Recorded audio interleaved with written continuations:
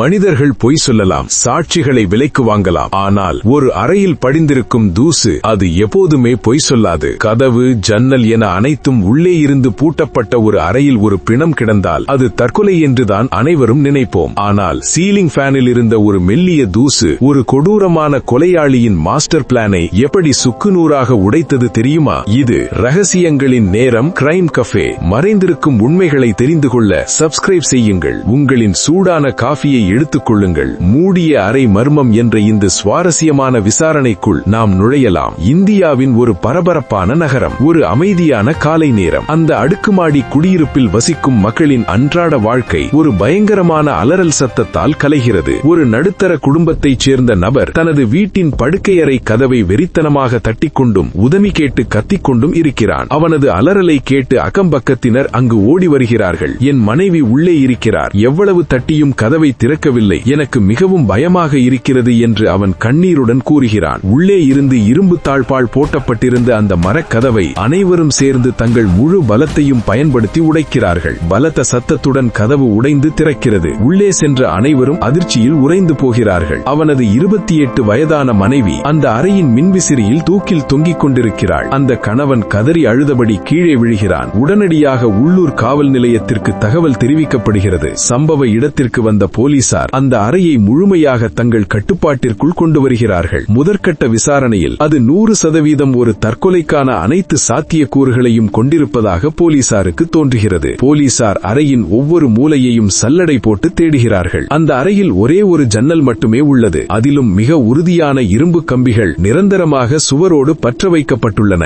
எந்த ஒரு மனிதனும் அந்த ஜன்னல் வழியாக உள்ளே நுழையவோ அல்லது தப்பித்துச் செல்லவோ துளியும் வாய்ப்பில்லை. அடுத்ததாக அவர்கள் உடைந்த கதவை சோதிக்கின்றனர். அந்த கதவின் இரும்பு தாழ்பால் எந்த சந்தேகமும் இன்றி உள்ளே இருந்துதான் பூட்டப்பட்டிருந்தது என்பதை கதவின் உடைந்த மரத்துண்டுகள் தெளிவாக காட்டின. எனவே அந்த அறைக்குள் வெளியாட்கள் யாரும் நுழையவில்லை என்பது 100% அறிவியல் பூர்வமாக உறுதியானது. அந்த பெண்ணின் உடலை போலீசார் ஆய்வு செய்த போது அவளது உடலில் வேறு எந்த ஒரு காயமோ அல்லது தற்காப்பிற்காக போராடியதற்கான எந்த ஒரு அடையாளமோ கீறல்களோ இல்லை. அவளது கணவனை தனியாக அழைத்து போலீசார் விசாரணை செய்கிறார்கள். காலை 8 மணிக்கு நான் வேலைக்கு சென்றேன். அப்போது அவள் சாதாரணமாகத்தான் இருந்தாள். மதியம் சாப்பிட வீட்டிற்கு வந்தபோதுதான் கதவு திறக்கப்படவில்லை. எங்களுக்குள் சில நாட்களாக சிறு சிறு குடும்ப பிரச்சனைகள் இருந்தன. அதனால் அவள் மன உளைச்சலில் இருந்தாள் என்று அவன் வாக்குமூலம் அளிக்கிறான். எந்த ஒரு தடயமும் இல்லாததால் இது ஒரு தெளிவான தற்கொலை வழக்கு என்று உள்ளூர் போலீசார் ஒரு முடிவுக்கு வந்தனர். அவளது மன அழுத்தமே இந்த விபரீத முடிவுக்கு காரணம் என்று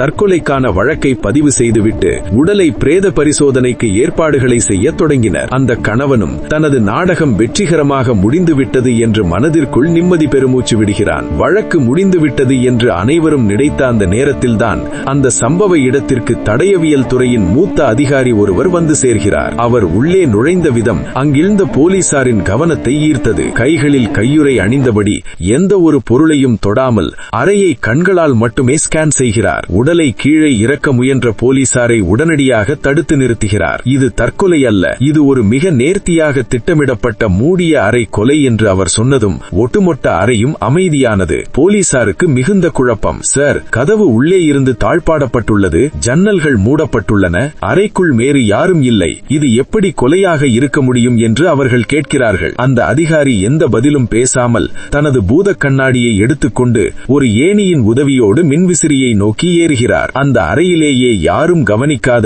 ஆனால் அந்த கணவனின் கொடூரமான முகத்திரையை கிழிக்கப் போகிற ஒரு அதிர்ச்சியூட்டும் உண்மையை அவர் அங்கு கண்டுபிடிக்கிறார். அந்த ஒரே ஒரு சிறிய தடயம் ஒட்டுமொத்த வழக்கையும் தலைகீழாக திருப்பப் போகிறது. அந்த அதிகாரி ஏணியில் ஏறி மின்விசிறியின் மேல் பகுதியை கூர்ந்து கவனித்தார். பல மாதங்களாக சுத்தம் செய்யப்படாத அந்த மின்விசிறியின் இறக்கைகளில் அடர்த்தியான தூசு படிந்திருந்தது. எந்த ஒரு மனிதனும் அந்த மின்விசிறியில் ஒரு கயிற்றை இறுக்கமாக கட்ட வேண்டுமென்றால் கட்டாயம் தனது கைகளால் அந்த இறக்கைகளை பிடித்து இழுக்க வேண்டும். அப்படி செய்திருந்தால் அந்த தூசில் கைரேகைகளோ அல்லது தூசு அழிந்ததற்கான தடயங்களோ கண்டிப்பாக இருந்திருக்க வேண்டும். ஆனால் அந்த மின்விசிறியில் இருந்த தூசு துளியும் கலையாமல் அப்படியே முழுமையாக இருந்தது. அடுத்ததாக அந்த அதிகாரி இறந்து போன பெண்ணின் கைகளை சோதித்தார். அவளது விரல்கள் மிக தூய்மையாக இருந்தன. மின்விசிறியில் உள்ள தூசு அவளது கைகளில் ஒட்டவே இல்லை. இதற்கெல்லாம் முத்தாயப்பாக இன்னொரு மிகப்பெரிய முரண்பாடு அந்த அறையில் இருந்தது. அந்த பெண்ணின் உயரம் சுமார் 5 அடி 2 அங்குலம். அந்த அறையின் மேற்கூரை 10 அடி உயரத்தில் இருந்தது. அவள் தூக்கில் தொங்கிய நிலையில் அவளது கால்களுக்கும் தரைக்கும் இடையே 3 அடி இடைவெளி இருந்தது. அவள் தானாகவே தூக்கிட்டு தற்கொலை செய்து கொண்டிருக்க வேண்டுமென்றால் கட்டாயம் ஒரு நாற்காலியையோ அல்லது மேஜையையோ பயன்படுத்தி ஏறி இருக்க வேண்டும். ஆனால் அந்த உடல் தொங்கிய இடத்திற்கு நேர் கீழே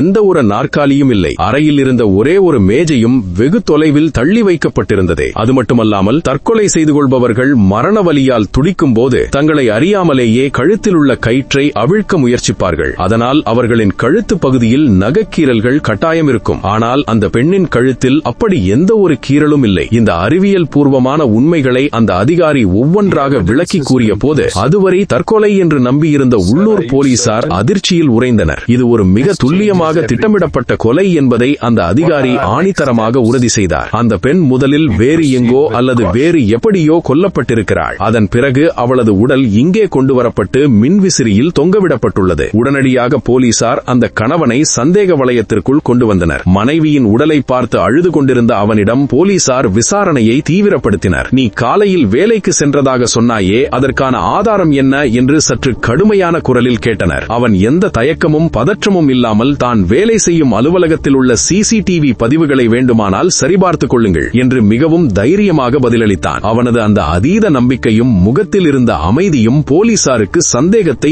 மேலும் அதிகமாக்கியது. ஒருவேளை அவன் உண்மையாகவே வேலைக்கு சென்றிருந்தால் இந்த கொலையை செய்தது யார்? வேறு யாராவது ஒரு கூலிப்படையை அவன் ஏற்பாடு செய்திருந்தானா? அப்படியென்றால் அந்த கொலையாளி எப்படி பூட்டிய அறைக்குள்ளிருந்து மாயமாக மறைந்து போனான்? போலீசாருக்கு இப்போது ஒரு மிகப்பெரிய சவால் காத்திருந்தது. கொலையாளி ஒரு ஆவியாகவோ அல்லது காற்றாகவோ இருந்தால் மட்டுமே உள்ளே பூட்டிவிட்டு வெளியே வந்திருக்க முடியும். இந்த சாத்தியமற்ற கேள்வியுடன் போலீசார் அந்த அறையின் மரக்கதவை மீண்டும் தீவிரமாக ஆய்வு செய்தனர். உடைந்த அந்த கதவின் இரும்பு தாழ்பாளை தடயவியல் அதிகாரி தனது பூத கண்ணாடியால் ஆராய்ந்தார். அப்போது அந்த தாழ்பாளின் கூர்மையான முனையில் மிக சிறிய, கண்ணுக்கு சரியாக தெரியாத ஒரு மெல்லிய நூல் இழை சிக்கிக் கொண்டிருப்பதை அவர் கண்டுபிடித்தார். அந்த ஒரு சிறிய நூல் இழை கொலையாளி பயன்படுத்திய தந்திரத்தை உலகிற்கு வெளிச்சம் போட்ட காட்ட காத்திருந்தது. இது திரைப்படங்களில் வருவது போன்ற ஒரு மாயஜாலம் அல்ல, அறிவியல் மற்றும் இயற்பியலை தந்திரமாக பயன்படுத்திய ஒரு கொடூரமான மூளை.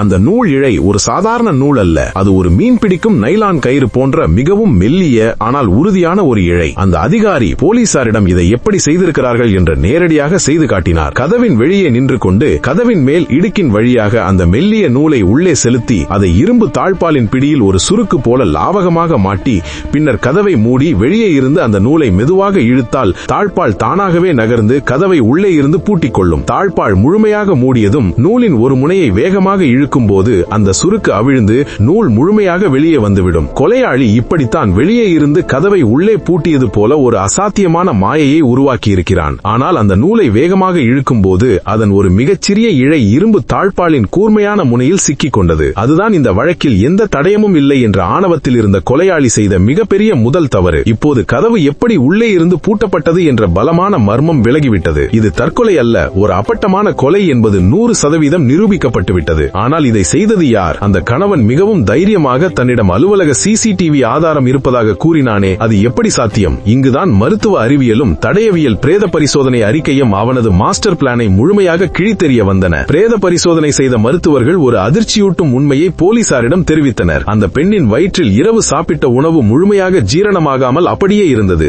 மேலும் ஒரு மனிதன் இறந்த பிறகு உடலில் இயற்கையாக ஏற்படும் விரைப்புத்தன்மை எனப்படும் ரிகர் மோர்டிஸ் நிலையை வைத்து பார்க்கும்போது அவள் மதிய நேரத்திலோ அல்லது காலை 8 மணிக்கோ இறக்கவில்லை என்பது அறிவியல் பூர்வமாக உறுதியானது. அவளது மரணம் முந்தைய நாள் நன்னிலவு அல்லது அதிகாலை 2 முதல் 3 மணி அளவில் கட்டாயம் நடந்திருக்க வேண்டும் என்று மருத்துவர்கள் ஆணித்தரமாக கூறினர். இந்த பிரேத பரிசோதனை அறிக்கை வந்தவுடன் கணவனின் ஒட்டுமொத்த நாடகமும் முடிவுக்கு வந்தது. சிசிடிவி ஆதாரம் என்ற அவனது பொய் அஸ்திவாரமும் உடைந்து சுக்குநூறானது. போலீசார் அவனை மீண்டும் இருண்ட விசாரணை அறைக்கு கொண்டு சென்றனர். நீ காலை 8 மணிக்கு வேலைக்கு சென்றதாக சொன்னாய், ஆனால் உன் மனைவி நன்னிரவிலேயே இறந்துவிட்டாள். அப்படியானால் இரவு முழுவதும் அவளுடன் ஒரே அறையில் ஒரே படுக்கையில் இருந்த நீ அவளுக்கு என்ன நடந்தது என்று தெரியாது என்று எப்படி சொல்ல முடியும் என்று போலீசார் சரமாரியாக கேள்விகளை எழுப்பினர். அது மட்டுமல்லாமல் அவளது உடலில் எந்த ஒரு தற்காப்பு காயங்களோ அல்லது கீறல்களோ இல்லை என்பதால் அவள் ஆழ்ந்து தூங்கிக் கொண்டிருக்கும் போதுதான் மூச்சு திணறடிக்கப்பட்டு கொல்லப்பட்டிருக்க வேண்டும் என்பதை தடயவியல் அதிகாரி அவனிடம் தெளிவாக விளக்கினார். தன்னுடைய எந்த ஒரு மாயத்தந்திரமும் எடுபடவில்லை, தன்னுடைய போலி சாட்சியமும் அறிவியல் ஆதாரங்களால் முறியடிக்கப்பட்டு விட்டது என்பதை உணர்ந்த அந்த கணவன் இறுதியாக குற்றத்தை ஒப்புக்கொண்டான். போலீசாரின் கிடுக்கிப்பிடி விசாரணைக்கு முன்னால் அவனால் அதற்கு மேல் தாக்குப்பிடிக்க முடியவில்லை. தனது சொந்த மனைவியையே ஒருவன் இவ்வளவு கொடூரமாகவும் எந்த ஒரு பதற்றமும் இல்லாமல் துல்லியமாகவும் கொல்ல முடியும் என்ற உண்மையை அவன் அங்கு கூறத் தொடங்கிய போது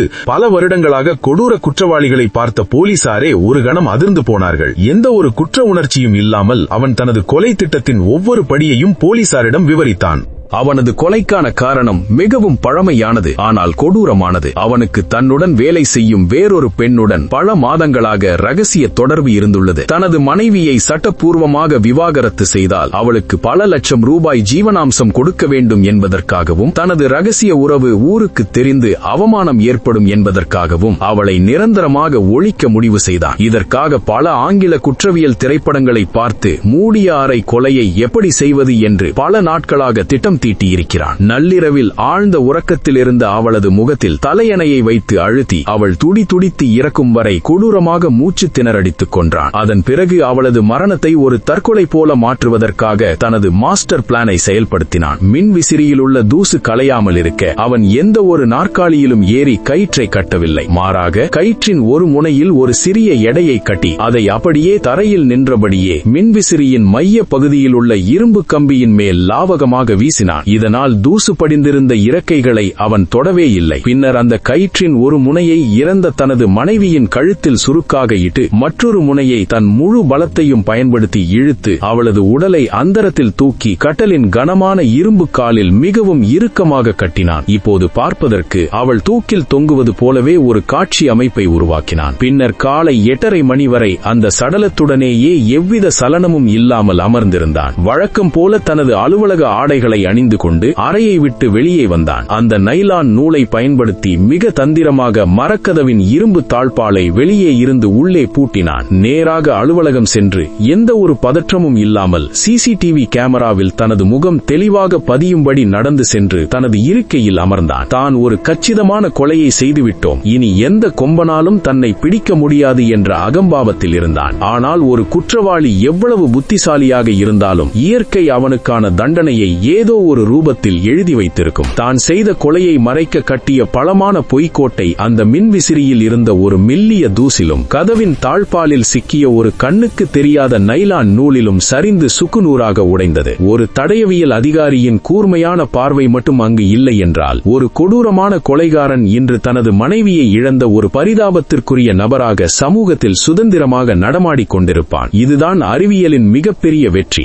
நீதியை எவ்வளவு இருட்டறையில் பூட்டி வைத்தாலும் அறிவியல் என்ற வெளிச்சம் அதை உடைத்து வெளியே கொண்டு வரும். மனிதர்கள் பொய் சாட்சி சொல்லலாம், ஆனால் தடயங்கள் ஒருபோதும் பொய் சொல்லாது. இந்த ஒரு வழக்கில் அறிவியலும் நீதியும் இணைந்து ஒரு கொடூரமான மூளையை வீழ்த்தியது. தனது சுயநலத்திற்காக பல வருடங்கள் சேர்ந்து வாழ்ந்த மனைவியை இப்படி ஈவு இரக்கமின்றி கொன்ற இந்த கொடூரமான கணவனுக்கு மரண தண்டனை வழங்கப்பட வேண்டுமா அல்லது ஆயுள் தண்டனை போதுமானதா? இது குறித்த உங்களின் நியாயமான கருத்துக்களை கீழே கமெண்டில் பதிவு செய்யுங்கள். உங்களின் ஒவ்வொரு கமெண்ட்டும் இதுபோன்ற பல உண்மைகளை வெளிச்சத்திற்கு கொண்டு வர உதவும். இதுபோன்ற மறைக்கப்பட்ட குற்ற பின்னணிகளையும் விறுவிறுப்பான மர்மங்களையும் தொடர்ந்து தெரிந்து கொள்ள ரகசியங்களின் நேரம் கிரைம் கஃபே சேனலை சப்ஸ்கிரைப் செய்யுங்கள். இந்த வீடியோ உங்களுக்கு பிடித்திருந்தால் லைக் பண்ணுங்க, உங்கள் நண்பர்களுக்கும் ஷேர் பண்ணுங்க. மீண்டும் உங்களை அடுத்த ஒரு சில்லிடும் மர்மத்தோடு சந்திக்கிறேன். மர்மங்கள் தொடரும்.